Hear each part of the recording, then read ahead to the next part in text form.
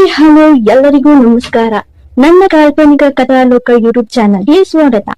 ಇನ್ನು ಯಾರೆಲ್ಲ ಸಬ್ಸ್ಕ್ರೈಬ್ ಆಗಿಲ್ವೋ ಬೇಗ ಸಬ್ಸ್ಕ್ರೈಬ್ ಆಗಿ, ಹಾಗೆ ಮುಂದಿನ ಅಪ್ಡೇಟ್ಸ್ ಗಳಿಗಾಗಿ ಬೆಲ್ ಐಕಾನ್ ಅನ್ನು ಒತ್ತುವುದು ಮರೆಯದು.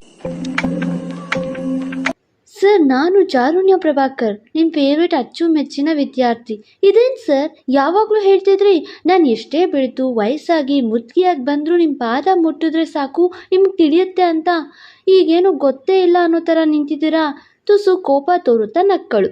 ಚಾರುಣ್ಯ ಎಂದು ಅವಳ ಬಾಯಿಂದ ಬಂದ ಹೆಸರು ಕೇಳಿ ಹಾಗೆ ಕುಸಿಯುತ್ತಾರೆ ಮೇಷ್ಟ್ರು.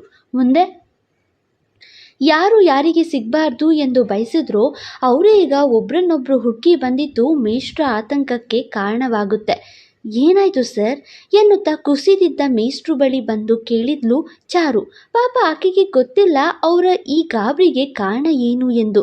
ಮುಂದೆ ಅವಳ ಭವಿಷ್ಯ ಎಲ್ಲಿ ಬೆಂಕಿಯ ಜೊತೆ ಸರಸವಾಡುವ ಹಾಗೆ ಹಾಳಾಗುತ್ತೋ ಎನ್ನುವ ಭಯದಲ್ಲಿ ಹಾಗೆ ಎದ್ದು ನಿಂತು, ಯಾವ ಚಾರು, ನೀನು ಯಾರು, ಏನೂ ಗೊತ್ತಿಲ್ಲ ನನಗೆ, ಮೊದಲು ಹೋಗು ಇಲ್ಲಿಂದ ಎಂದರು.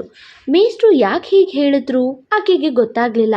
ಮಗಳಂತೆ ಪ್ರೀತಿ ತೋರಿ ವಿದ್ಯೆ ಕಲಿಸ್ತಿದ್ದ ಮೇಷ್ಟ್ರು ಈ ದಿನ ತನ್ನನ್ನು ಯಾಕೆ ಯಾರು ಎಂದು ಪ್ರಶ್ನೆ ಮಾಡಿದ್ರು. ಮಂಗಾಗಿ ಅಚ್ಚರಿಯಲ್ಲಿ ನೋಡ್ತಿದ್ಲು. ಸುಮ್ಮನೆ ಯಾರನ್ನೋ ಹುಡುಕಿ ಬಂದಿದ್ಯಾ ಅನ್ಸುತ್ತೆ, ಹೋಗಮ್ಮ ಹೋಗು ಎಂದರು. ಆದರೆ ಅವಳು ಅವ್ರ ಮಾತು ಕೇಳಿ ಅಲ್ಲಿಂದ ಹೋಗ್ತಿಲ್ಲ. ಬದಲಾಗಿ ಕಾಲಿಗೆ ಬಿದ್ದು, ಯಾಕೆ ಸರ್, ನನ್ನ ಮೇಲೆ ಕೋಪನಾ, ನಾನೇನಾದರೂ ತಪ್ಪು ಮಾಡಿದ್ದೀನಾ ಅಳುತ್ತಾ ಕೇಳಲು ಅವ್ರ ಮನಸ್ಸು ಕರಗ್ತಿತ್ತು. ಸರ್, ಈಗಾಗಲೇ ಸುಮಾರು ವರ್ಷಗಳಿಂದ ನೋವು, ಸಂಕಟ, ಪಶ್ಚಾತ್ತಾಪದ ಬೇಗೆಯಲ್ಲಿ ಬೆಂದು ನೊಂದು ಕುಗ್ಗಿದ್ದೀನಿ. ಇನ್ನು ನೀವು ಕೂಡ ನೋಯಿಸಬೇಡಿ, ದಯಮಾಡಿ ಏನೇ ತಪ್ಪು ಮಾಡಿದ್ರೂ ಹೊಟ್ಟೆಗೆ ಹಾಕೊಂಡು ಕ್ಷಮಿಸಿ ಎಂದು ಬೇಡುತ್ತಾ ಆಕೆಯ ಕಂಬನಿಯ ಹನಿಯೊಂದು ಅವ್ರ ಪಾದಕ್ಕೆ ಮುತ್ತಿಟ್ಟಾಗ ಅವರ ಕಣ್ಣಲ್ಲೂ ನೀರು ತುಂಬಿ ಬಂತು. ನೀವು ಯಾರನ್ನೇ ಮರೆತರೂ, ಯಾವುದೇ ಸನ್ನಿವೇಶನ ಮರೆತರೂ ನನ್ನನ್ನು ಹಾಗೂ ಆ ದಿನ ಮರೀತಿಲ್ಲ, ಮರೆಯೋಲ್ಲ ಅಂತ ಗೊತ್ತು ನನಗೆ. ದಯಮಾಡಿ ಮಾತಾಡಿ ಸರ್ ಎಂದು ಕೇಳುವಾಗ, ಏಳು ಚಾರು, ಎದ್ದೇಳು ಎಂದು ಮಾತಾಡ್ತಾರೆ ಮೇಷ್ಟ್ರು. ಅವ್ರ ಮಾತು ಕೇಳಿ ಚಾರು ಮುಖ ಅರಳಿತು. ಅಮ್ಮು ಕೂಡ ಸಮಾಧಾನದ ನೋಟ ಬೀರಿದ್ಲು. ಯಾಕೆ ಸರ್ ನನಗೆ ಗೊತ್ತಿಲ್ಲ ಅಂತ ಸುಳ್ಳು ಹೇಳಿದ್ದು ಎಂದಾಗ, ಮತ್ತೆ ನೀನು ಬಂದಿದ್ದು ಆ ಹುಡುಗನ ಹುಡುಕಿ ತಾನೆ ಎಂದರು. ಹೌದು ಸರ್, ನನಗೆ ಒಂದೊಮ್ಮೆ ಅವನ ಪಾದಕ್ಕೆ ಬಿದ್ದು ಕ್ಷಮೆ ಕೇಳೋ ಭಯಕ್ಕೆ ಹೆಚ್ಚಾಗ್ತಾ ಇದೆ. ಬೇಡ ಚಾರು, ಈಗ ನಿನಗೆ ಮದುವೆ ಆದ ಹಾಗಿದೆ. ಈಗ ಹಳೆ ಕತೆ ತೆರೆದು ಮುಂದಿನ ಭವಿಷ್ಯ ಕೆಡಿಸ್ಕೊಳ್ತಾ ವರ್ತಮಾನ ಕೆಡಿಸ್ಕೊಳ್ಬೇಡ. ಅವಳ ತಾಳಿ, ಸಿಂಧೂರ ಹಾಗೂ ಕಾಲುಂಗ್ರ ನೋಡಿ ಸಲಹೆ ಕೊಟ್ಟರು. ಇಲ್ಲ ಸರ್, ಒಂದೇ ಒಂದು ಸತಿ ಆ ಮಹಾನುಭಾವನ ಪಾದಕ್ಕೆ ಬಿದ್ದು ಕ್ಷಮೆ ಹೇಳಬೇಕು ಅಷ್ಟೇ. ದಯಮಾಡಿ ಆ ಹುಡುಗನ ಮನೆ ಬಗ್ಗೆ ಹೇಳಿ. ನಿನಗೆ ಅರ್ಥ ಆಗ್ತಿಲ್ಲ ಚಾರು, ಆ ಹುಡುಗನ ಬಗ್ಗೆ ತಿಳಿದು ಸುಮ್ಮನೆ ತೊಂದರೆ ತಗೊಳ್ಬೇಡ ಪ್ಲೀಸ್ ಸರ್. ಆ ದಿನ ಆ ಹುಡುಗನಿಗೆ ನನ್ನಿಂದ ಆದ ಅವಮಾನಕ್ಕೆ ಆತ ಎಷ್ಟು ನೊಂದಿರಬಹುದು ಅಂತ ಊಹೆ ಮಾಡೋಕ್ಕೂ ಭಯ ಆಗುತ್ತೆ. ಆದರೆ ಆ ದಿನದಿಂದ ಈ ದಿನದವರೆಗೂ ಪಶ್ಚಾತ್ತಾಪ ಪಡ್ತಾ ಇದ್ದೀನಿ. ದಯಮಾಡಿ ಹೇಳಿ, ನಂಗೆ ಗೊತ್ತು ಆ ಹುಡುಗನ ವಿಚಾರ ನಿಮಗೆ ಗೊತ್ತು ಅಂತ ಎಂದು ಆಕೆ ಹೇಳುವಾಗ ಮನಸ್ಸು ಗಟ್ಟಿ ಮಾಡಿಕೊಂಡ ಮೇಷ್ಟ್ರು, ನಿನಗೆ ಬುದ್ಧಿ ಹೇಳಿದ್ರೆ ಅರ್ಥ ಆಗೋದಿಲ್ಲ ಅಲ್ವಾ? ಆತ ಈಗ ನಿನ್ನ ಕೊಲ್ಲೋ ಅಷ್ಟು ಕೋಪದಲ್ಲಿರ್ತಾನೆ. ನೀನು ನೋಡಿ ಕ್ಷಮೆ ಕೊಟ್ಟು ಪರವಾಗಿಲ್ಲ, ಆಗಿದ್ದಾಗೋಯ್ತು ಅನ್ನೋಕ್ಕೆ ಅವನೀಗ ಮುಗ್ಧನಾಗಿರೋಲ್ಲ. ಮದವೇರಿದ ಆನೆಯ ಹಾಗೆ ನಿನ್ನನ್ನು ಹೊಸಕಲು ಸಂಚು ಮಾಡ್ತಿರ್ತಾನೆ, ಅರ್ಥ ಮಾಡ್ಕೋ ಎಂದರು. ಅವನು ನನ್ನನ್ನು ದ್ವೇಷ ಮಾಡಿದ್ರೆ ಮಾಡಲಿ, ನಾನು ಅವನ ದ್ವೇಷಕ್ಕೆ ಲಾಯಕ್ಕು.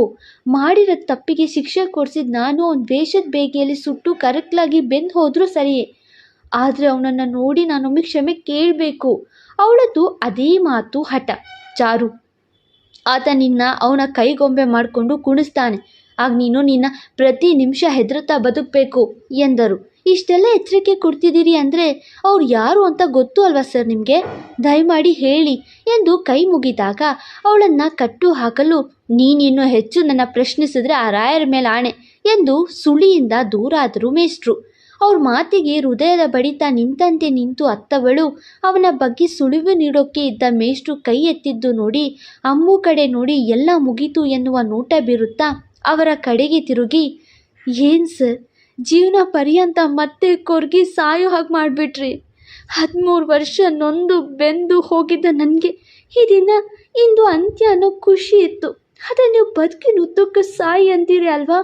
ಅದೆಷ್ಟು ಆಸೆಯಿಂದ ಬಂದಿದ್ಲೋ ಏನೋ, ತನ್ನ ತಪ್ಪಿಗೆ ಶಿಕ್ಷೆ ಅಥವಾ ಕ್ಷಮೆ ಸಿಗಬಹುದು ಎನ್ನುವ ನಿರೀಕ್ಷೆಯಲ್ಲಿದ್ಲು ಪಾಪ.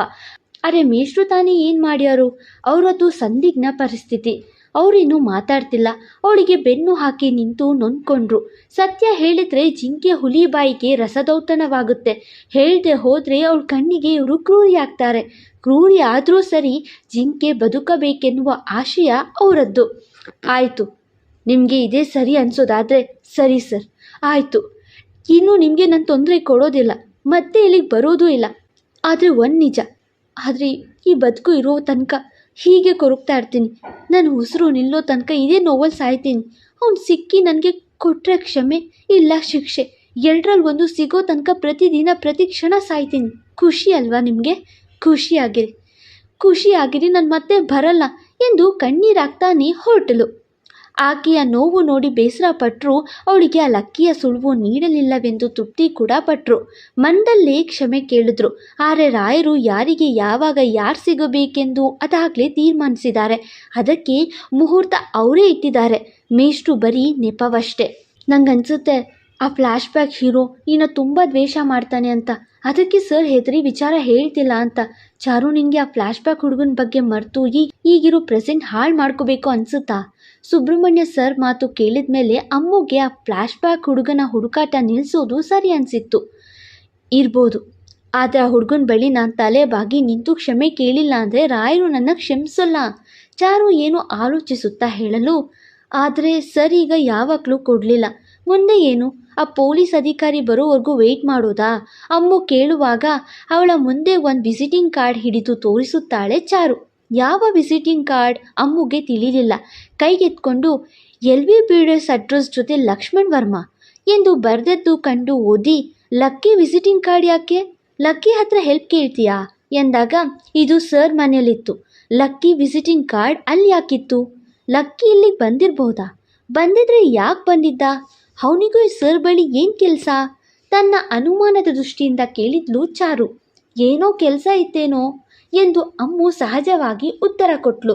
ಇಲ್ಲ ಅಮ್ಮು, ಲಕ್ಕಿ ಗರ್ಲ್ ಫ್ರೆಂಡ್ ಇಲ್ಲೇ ಅಮೃತಹಳ್ಳಿ ಅಂತೆ. ಲಕ್ಕಿ ಅವ್ನು ದಿಲ್ರುಬಾನ ಹುಡ್ಕೋಕೆ ಇವತ್ತು ಇಲ್ಲಿಗೆ ಬರ್ತೀನಿ ಅಂದಿದ್ದ. ಅವನು ಇಲ್ಲಿಗೆ ಬಂದಿದ್ದ ಅನ್ಸುತ್ತೆ ಎಂದಳು. ಹೌದಾ?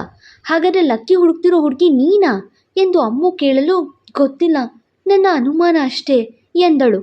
ವಾಹ್ ಚಾರು, ಗೊತ್ತಿಲ್ಲದೆ ಎರಡು ಒಲವು ಮುನಿಸಿನ ಸವಾಲುಗಳ ಜೊತೆ ಮದುವೆ ಮಾಡಿಕೊಂಡು ಸಂಸಾರ ಮಾಡದೆ ದೂರ ಇದ್ವಾ? ಇಬ್ರ ಬಗ್ಗೆ ಗೊತ್ತಾಗಿ ಎಲ್ಲ ಸರಿ ಹೋದರೆ ನಿನ್ನ ಲಕ್ಕಿ ಲವ್ ಒಪ್ಕೊಂಡು ಸಂಸಾರ ಶುರು ಮಾಡಬಹುದು ಎಂದಳು. ಅಯ್ಯೋ ಅಮ್ಮು, ಅದು ನನ್ನ ಅನುಮಾನ ಅಷ್ಟೇ. ಇರಲಿ ಬಾ, ಇದ್ರ ಬಗ್ಗೆ ತಿಳಿತೀನಿ ಎಂದು. ಲಕ್ಕಿ ಇಲ್ಲಿಗೆ ಬಂದಿದ್ದು ನಿಜ ಆದರೆ ನನ್ನ ಅನುಮಾನ ಸರಿಯಾಗಿದೆ ಅಂತ ಅರ್ಥ. ಇಷ್ಟು ದಿನ ಅಂಗೈಯಲ್ಲೇ ಬೆಣ್ಣೆ ಹಿಡಿದು ತುಪ್ಪಕ್ಕಾಗಿ ಸುತ್ತಾಡ್ತಿದ್ನ. ರಾಯರೇ, ನನ್ನ ಪೂಜೆ ಉಪವಾಸದ ಬಲ ಸಿಗುತ್ತಾ? ದಯಮಾಡಿ ಹುಡುಗ ಲಕ್ಕಿನೇ ಆದರೆ ನನಗೆ ಅನುಮಾನ ಬಗೆಹರಿಸಿ. ಅವನ ಕಾಲಿಗೆ ಬಿದ್ದು ಕ್ಷಮೆ ಕೇಳ್ತೀನಿ ನಾನು ಎಂದು ಮನಸ್ಸಲ್ಲೇ ಬೇಡಿಕೆ ಇಟ್ಟು ಹೋದ್ಲು. ರಾಯರು ಅವಳಿಗೆ ಅವನೇ ಆ ಹುಡುಗ ಅಂತ ಹೇಗೆ ಪ್ರೂವ್ ಮಾಡ್ತಾರೆ ನೋಡೋಣ ಬನ್ನಿ. ಇತ್ತ ಮೂಕಾಂಬಿಕೆ ನೋಡಿ ಧರ್ಮಸ್ಥಳದ ಮಂಜುನಾಥ ಸ್ವಾಮಿಯ ದರ್ಶನ ಪಡೆಯಲು ದಿಯಾ, ಶ್ರೀಕಂಠ ಹಾಗೂ ಆಕಾಶ್ ಧರ್ಮಸ್ಥಳ ತಲುಪಿದ್ರು. ಶ್ರೀಕಂಠ ಜೊತೆ ಆಕಾಶ್ ತೀರಾ ಸಲುಗೆ ಪಡ್ಕೊಂಡ್ಬಿಟ್ಟಿದ್ದ. ಅವರು ಎಲ್ಲ ವಿಚಾರಕ್ಕೂ ಆಕಾಶ್ ಬಳಿಯೇ ಮಾತಾಡ್ತಾ ಖುಷಿಯಾಗಿ ಬಂದು ದೇವಸ್ಥಾನದ ರೂಮ್ ಪಡೆದು ಆ ರಾತ್ರಿ ವಿಶ್ರಮಿಸಿದರು. ಮಂಜುನಾಥ ಸ್ವಾಮಿ, ದಿಯಾ ಹಾಗೂ ಆಕಾಶ್ ವಿಡಿಯೋ ಲೀಕ್ ಮಾಡಿದ್ದು ಯಾರು ಅಂತ ಪೊಲೀಸರಿಗೆ ಕ್ಲೂ ಸಿಕ್ಕಿಸಿದಾಗಿತ್ತು. ಆದರೂ ಅವರು ಅದೇ ಕ್ಲೂ ಹಿಡಿದು ತನಿಖೆ ಚುರುಕುಗೊಳಿಸಿದ್ರು. ರಾತ್ರಿ ಲಕ್ಕಿ ಮನೆಗೆ ಬಂದರೂ ಚಾರು ಇನ್ನೂ ಬಂದಿಲ್ಲ. ಸಾನ್ವಿ ಅಜ್ಜನ ಬಳಿ ಚಾಡಿ ಚುಚ್ಚಿ ಕಾದು ನೋಡ್ತಿದ್ಲು. ಲಕ್ಕಿ ಮನೆಗೆ ಬಂದಾಗ ಚಾರು ಬಗ್ಗೆ ಯೋಚನೆ ಬಂದಿರಲಿಲ್ಲ. ಅವನಿಗೆ ದಿಲ್ರುಬಾ ಬಗ್ಗೆ ಆ ಪೊಲೀಸ್ ತಂಡವು ಡೀಟೇಲ್ಸ್ ಕೊಡ್ತಾರಾ ಈಗಿದ್ದ ಆಲೋಚನೆಯಲ್ಲಿ ಮುಳುಗಿದ್ದ. 13 ವರ್ಷದ ಡೀಟೇಲ್ಸ್ ಕೊಟ್ಟರೆ ತಾನಿಷ್ಟು ಹಣ ಕೊಡ್ತೀನಿ ಎಂದು ಡೀಲ್ ಮಾಡ್ಕೊಂಡು ಬಂದಿದ್ದ. ಆದರೆ ಆ ಡೀಟೇಲ್ಸ್ ಅಲ್ಲಿ ಸಿಗುತ್ತಾ? ಅವರಂತೂ ಹುಡುಕ್ತಾರೆಂದು ಇವನಿಗೆ ನಂಬಿಕೆ ಇಲ್ಲ. ಹಾಗಾದರೆ ದಿಲ್ರುಬಾನ ಕಾಣಲಾಗೋದಿಲ್ವಾ? ಅವನಿಗೆ ಆತಂಕ ಶುರುವಾಗಿತ್ತು. ಮನೆ ಸೊಸೆ ಸಂಜೆ ತುಳಸಿ ಪೂಜೆ ಮಾಡೋದು ಬಿಟ್ಟು ಎಲ್ಲಿಗೋಗಾಳು? ಜಗನ್ನಾಥರ ಮನೆನಾಗ ಹೆಣ್ಮಕ್ಳು ಈಟೊತ್ತಾದರೂ ಬಂದಿಲ್ಲ ಅಂದರೆ ಏನರ್ಥ? ಅಜ್ಜ ಗುಡುಗು ಸಿಡಿಲು ಬೀರುತ್ತಾ ಹಟ್ಟಿಯಲ್ಲಿ ಕಾಯ್ತಿದ್ರು. ಅಮ್ಮು ಏನೋ ಕೆಲಸ ಇದೆ ಅಂತ ಯೋಳಿ ಅತ್ತಿಗೆನ ಕರ್ಕೊಂಡು ಹೋಗಾರೆ ಅಜ್ಜಪ್ಪೋ ಎಂದು ಬಸವ ಹೇಳಲು, ಆಗ್ಲಕಾಯಿಗೆ ಬ್ಯಾವಿನಕಾಯಿ ಸಾಕ್ಷಿ ಹಾಕ್ಲಾ? ಸುಮ್ಗಿರ್ಲಾ? ಬೇಜವಾಬ್ದಾರಿ ಎನ್ನೋದು. ಪ್ಯಾಟೆ ಬುದ್ಧಿ ಏನು ಮಾಡೋಕ್ಕಾಗಕ್ಕಿಲ್ಲ. ಆದರೆ ಆಕೆಗೆ ಇವತ್ತು ಸರಿಗೆ ಪಾಠ ಕಲಿಸ್ತೀನಿ ಎಂದು ಬೈದರು. ಅಪ್ಪ ಸಮಾಧಾನ ಮಾಡ್ಕೊಳ್ಳಿ, ಚಾರು ಏನು ಸಣ್ಣ ಮಗುನ? ಆ ಅಮೂಲ್ಯ ಏನೋ ಕೆಲಸ ಅಂತ ಹೇಳ್ತಿದ್ಲು, ಕೆಲಸ ಮುಗಿದ್ರೆ ಬರ್ತಾರೆ. ಶರ್ಮಿಳಾ ಹೇಳ್ತಾ ಬಂದು ಅಜ್ಜಿಯ ಬಳಿ ಹೋಗಿ, ಅಮ್ಮ ಚಾರು ಇಲ್ಲ ಅಂತ ದಚ್ಚು ಒಂಚೂರು ಹುಡ್ಕೋ ಸಾಹಸ ಮಾಡ್ತಿಲ್ಲ. ಅವರಿಬ್ರು ಮಧ್ಯೆ ಏನೋ ಸರಿ ಇಲ್ಲ ಅನ್ಸುತ್ತೆ ಅಮ್ಮ. ನಾನು ಬಂದಾಗಿಂದ ನೋಡ್ತಿದ್ದೀನಿ, ಅವ್ರ ಮಧ್ಯೆ ಗಂಡ ಹೆಂಡತಿ ಅನ್ನೋ ಭಾವನೆ ಕಮ್ಮಿ ಇದೆ ಎಂದಾಗ, ಸುಮ್ಮನಿರು, ನಾನು ಹೋಗಿ ನೋಡ್ತೀನಿ ಎಂದು ಲಕ್ಕಿ ರೂಮಿಗೆ ಬಂದು ನೋಡ್ತಾರೆ ಅಜ್ಜಿ. ಅವನು ಹಣೆ ಮೇಲೆ ಕೈ ಹೊತ್ತು ಮಂಚಕ್ಕೆ ಉಳಿದ್ದ. ಯಾಕೆ ಇವನು ಹೀಗೆ ಮಲಗಿದಾನೆ ಆಲೋಚಿಸುತ್ತಾ ಬಂದು, ದಚ್ಚು, ಚಾರು ಎಲ್ಲಪ್ಪ, ಅವಳಿನ್ನು ಮನೆಗೆ ಬಂದಿಲ್ಲ ಎಂದಿದ್ದು ಕೇಳಿ ದೊಪ್ಪನೆ ಮೇಲಿದ್ದ. ವಾಟ್, ಚಾರು ಮನೇಲಿಲ್ವಾ? ಎಲ್ಲಿಗೆ ಹೋದ್ಲು? ನಿಮ್ಗೆ ಹೇಳಿ ಹೋಗಿಲ್ವಾ? ಯಾರು ಅವಳ ಜೊತೆ ಹೋದ್ರು? ಒಬ್ಬೊಬ್ಬಳೆ ಹೋಗೋಕೆ ದೊಡ್ಡ ಮನೆ ಬಿಡ್ತಾ? ಇಷ್ಟು ಜನ ಇದ್ದೀರಾ, ಅವಳನ್ನು ನೋಡ್ಕೊಳಕ್ಕಾಗಿಲ್ವಾ? ಒಂದೇ ಸಮನೆ ಬಾಯಿ ಬಡ್ಕೊಂಡು ಫೋನ್ ಮಾಡಲು ನೋಡಿದ್ದ. ಆದರೆ ಹಳ್ಳಿಯಲ್ಲಿ ನೆಟ್ವರ್ಕ್ ಸಿಗಲಿಲ್ಲ. ಹೇಳ್ದೆ ನಾನು ಹಳ್ಳಿ ಸೇಫ್ ಅಲ್ಲ ಅಂತ, ಕೇಳ್ತಾ ಇಲ್ಲ ಅವಳು. ನಾನೇ ನೋಡ್ತೀನಿ ಎಂದು ಹೊರಗಡೆ ಹೋದ. ಅವನಿಗೆ ತಲೆ ಬಿಸಿಯಾಗಿತ್ತು ಅಲ್ವಾ, ಅದಕ್ಕೆ ಗೊಣಗಿ ಹೋದ. ಅಜ್ಜಿಗೆ ಇದೆಲ್ಲ ಹೊಸತೇನಲ್ಲ. ಅಜ್ಜನ ವರ್ಷೆ ಕಂಡವರಿಗೆ ಮೊಮ್ಮಗನ ವರ್ಷೆ ಅಚ್ಚರಿ ತರಿಸಲಿಲ್ಲ. ಲೈಕ್, ಶೇರ್, ಕಮೆಂಟ್ ಮಾಡೋದು ಮರೆಯದಿರಿ.